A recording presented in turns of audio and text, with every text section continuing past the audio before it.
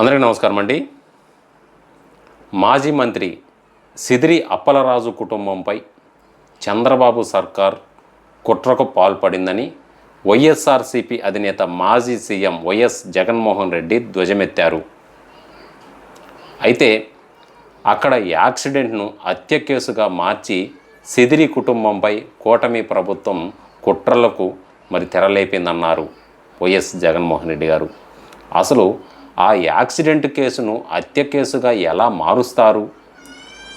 ఇలా వైఎస్ జగన్మోహన్ రెడ్డి ప్రశ్నించారన్నమాట. ఆ మీటింగ్లో ఆంపోలో జైలులో ఉన్న సిదిరిని పరామర్శించేందుకు వెళ్ళిన వైఎస్ జగన్ అక్కడ మీడియా సమావేశంలో మాట్లాడుతూ కూటమి సర్కారు అరాచకాలపై ఆగ్రహం వ్యక్తం చేశారన్నమాట. అయితే ఈ సందర్భంగా వైఎస్ జగన్మోహన్ రెడ్డి మాట్లాడుతూ ఈరోజు రాష్ట్రంలో కక్ష సాధింపు రాజకీయాలు జరుగుతున్నాయనే దానికి ఇదే నిదర్శనం. కనీసం మానవతా విలువలు లేకుండా మంచితనానికి పాతరేశారు. నీట్ రాసి తన తండ్రిలాగా డాక్టర్ అవ్వాలని అనుకున్నాడు సిదిరి కుమారుడు.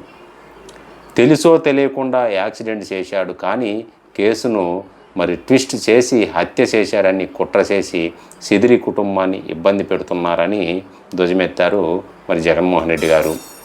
అయితే ఇక్కడ అనుకోని పరిస్థితుల్లో రోడ్డు ప్రమాదం జరిగితే ఆ పిల్లాడి జీవితాన్ని నాశనం చేయాలని చూడటం ఎంతవరకు సరైంది?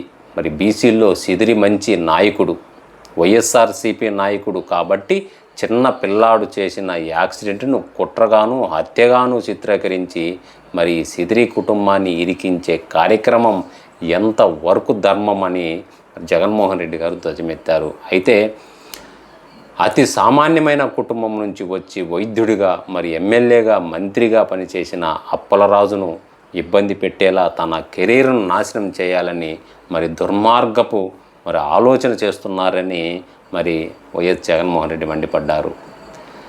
18 ఏళ్ల విద్యార్థి జీవితాన్ని నాశనం చేస్తున్న చంద్రబాబు గడ్డి తింటున్నారా లేక మనిషా రాక్షసుడా? ఇదే టీడీపీ నేతలు ఎవరైనా చేస్తే ఇలాగే శిక్ష విధిస్తారా అని ధ్వజమెత్తారనమాట. ఇదే Srikakulam MLA, Pathapatnam MLA accident చేస్తే ఈ కేసుల్లో ఎవరిని అరెస్ట్ చేశారు? ఒక్కొక్కరికి ఒక్కోలా చేస్తే వ్యవస్థ బతకదు. చంద్రబాబు విష విత్తనాలు నాటుతున్నారని అదే వ్యవస్థను నాశనం చేస్తున్నారని జగన్మోహన్ రెడ్డి గారు ధ్వజమెత్తారనమాట. హత్య చేసేందుకు ప్రయత్నం చేస్తే ప్రమాదంలో గాయపడ్డ బాధితుడిని రక్షించేందుకు సిదిరి కుమారుడు ప్రయత్నించాడు. 108కు ఫోన్ చేశాడు, సిపిఆర్ చేశాడు. సిదిరి సైతం పోలీసులకు ఫిర్యాదు చేశారు. కులాల మధ్య చిచ్చు పెట్టేందుకు యాదవ మంత్రిని పంపించి ర్యాలీలు చేస్తారా? అదే చంద్రబాబు బాధిత కుటుంబానికి మంచి చేయాలన్న మనసుంటే ఇరు కుటుంబాల మధ్య సయోధ్య చేకూర్చి బాధిత కుటుంబాలకు నష్టపరిహారం చేసి ప్రయత్నం చేయాలి తప్ప ఇలా దుర్మార్గమైన రాజకీయం చేయకూడదని ఇలా మండిపడ్డారు.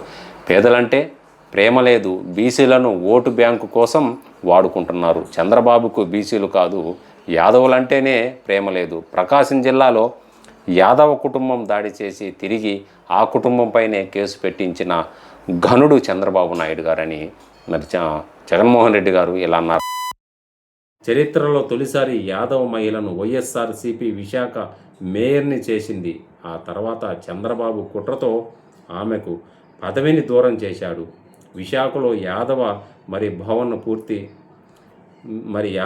భవన్ను పూర్తి కాకుండా అక్కడ కుట్ర మత్స్యకారులు ప్రమాదానికి గురైతే కనీసం వాళ్ళ కుటుంబ సభ్యులను పరామర్శించలేదు. వైఎస్ జగన్మోహన్ రెడ్డి వెళ్ళాడు, బాధితులను పరామర్శించారు అని జగన్మోహన్ రెడ్డి పేర్కొన్నారన్నమాట.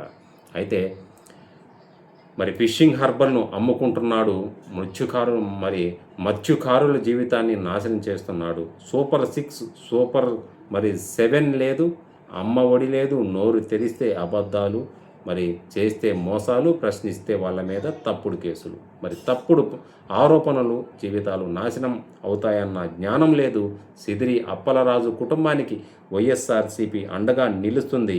అప్పలరాజు విషయంలో న్యాయం గెలుస్తుంది, త్వరలో ఆయన జైలు నుంచి బయటకు వస్తారు అని వైఎస్ జగన్మోహన్ రెడ్డి మరి ఆకాంక్షించారనమాట. సో ఇదండి వైఎస్ జగన్మోహన్ రెడ్డి గారు మరి సిద్రి కుటుంబానికి పరామర్శించారనమాట.